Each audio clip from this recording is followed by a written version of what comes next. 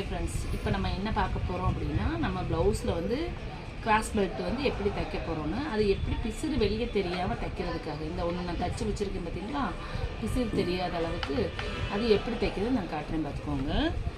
இப்போ நான் வந்து முன்பீஸ் வந்து அடித்து வச்சுருக்கேன், கிராஸ் எல்லாம் அடித்து வச்சுருக்கேன். அடுத்து பார்த்திங்கன்னா இந்தமாரி பட்டின்னு நான் அடித்து வச்சுருக்கேன். இப்போ நம்ம வந்து எல்லாருமே நார்மலாக வந்து நம்ம இப்படி ஜாயின் பண்ணுறது தான். இப்போ நம்ம என்ன பண்ண போகிறோம் அப்படின்னா பார்த்திங்கன்னா, நம்ம 3 துணி உள்ளுக்கு மொத்தம் 3 பீஸ் இருக்கா, அதில் வந்து 2 பீஸ் மட்டும் எடுத்துக்கோங்க. எடுத்துகிட்டு நம்ம வந்து எப்போ பட்டி தைக்கிற மாதிரி இந்த மாதிரி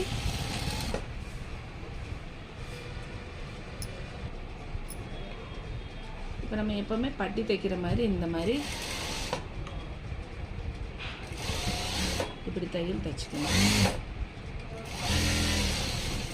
இப்போ பாருங்கள், இப்போ நம்ம தைச்சாச்சா. இப்போ நம்ம என்ன பண்ணோம்னா இப்படி வச்சுக்கோங்க, இந்த துணியை வந்து இப்படி சுருட்டிக்கோங்க. சுருட்டிட்டு திருப்பி இந்த பீஸையும் ஒன்று போல் வச்சுக்கிட்டு